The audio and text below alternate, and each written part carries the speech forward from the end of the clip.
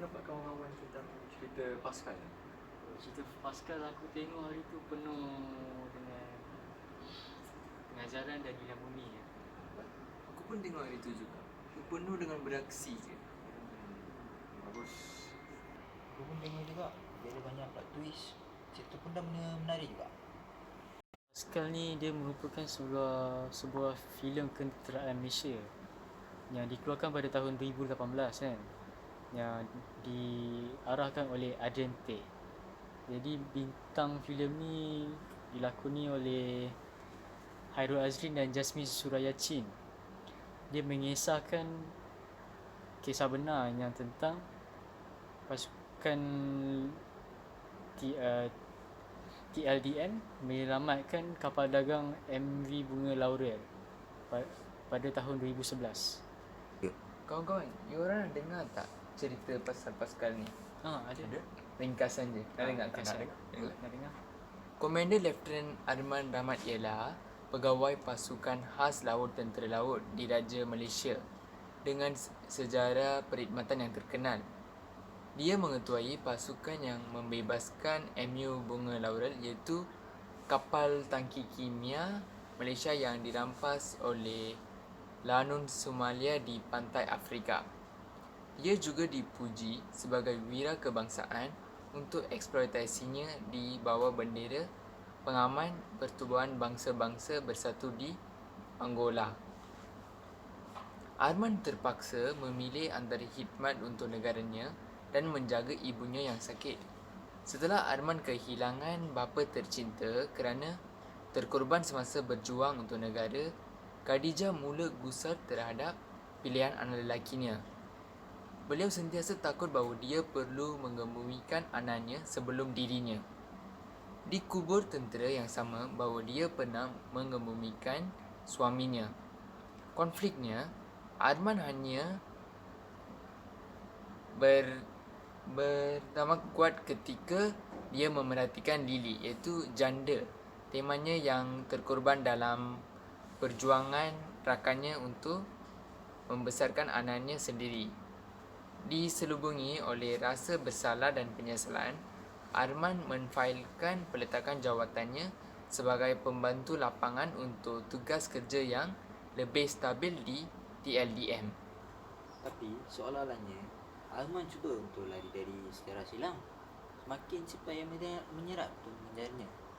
Dalam tugasan akhirnya sebagai pengandil lapangan, Arman melintasi jalan dengan Jack. Dia pun seorang bekas anggota Pascal yang telah disingkirkan. Pada malam tu Jack menjangkau Arman dengan memberinya lawatan mengancam.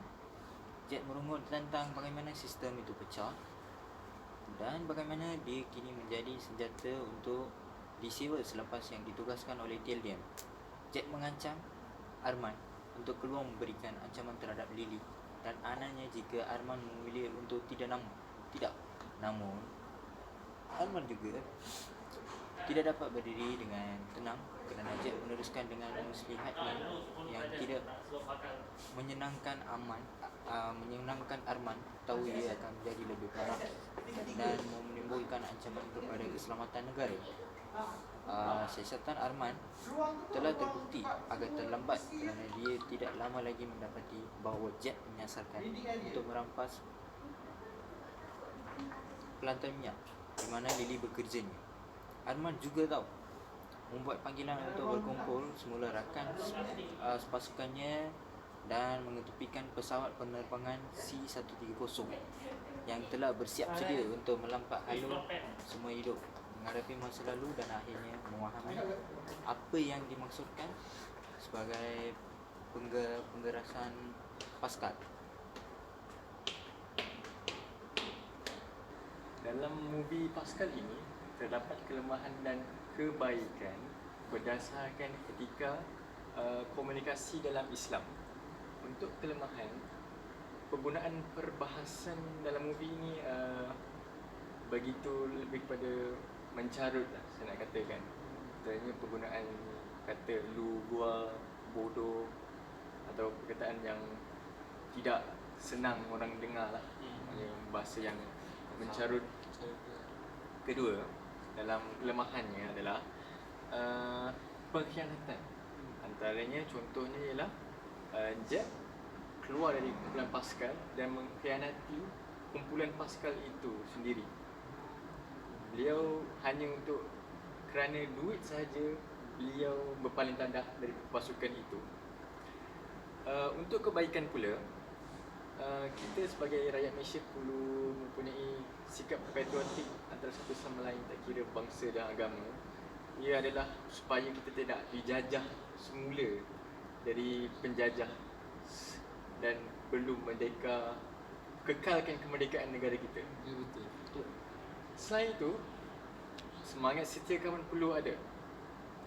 Dan semangat setia kawan adalah seperti dalam movie ini cerita tentang setia kawan dalam Pascal adalah askar UDM ya. Ia ibarat sebagai dalam bola sepak. Kita perlu setia kawan untuk menang. Betul. Tiada setia kawan, kita akan kalah. Proses yang aku dapat belajar cerita ni, kita mestilah menjaga keamanan negara yang kita kecapi sekarang ni supaya tidak dijajah lagi. Tanpa keamanan yang kita ada sekarang, kita mungkin tak dapat belajar dalam suasana sejuk macam ni yang selesa.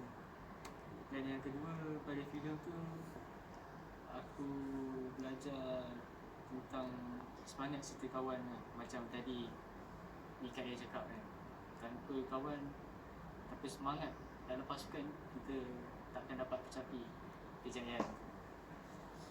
Dan seterusnya, filem tu mempunyai banyak aksi yang agak mencabar dan dia amat memberangsangkan dia punya pelakonannya, dan lagi pelakon tanah air kita. Betul. Dia sesuatu lain pada filem lokal yang lain. Kita mestilah menolong antara satu sama lain tanpa mengira bangsa dan agama. Contohnya dalam filem tu lah, dia menolong isteri kawan dia yang sudah meninggal, yang berbangsa Cina, tanpa mengira warna kulit. Itu yang aku pelajari. Itu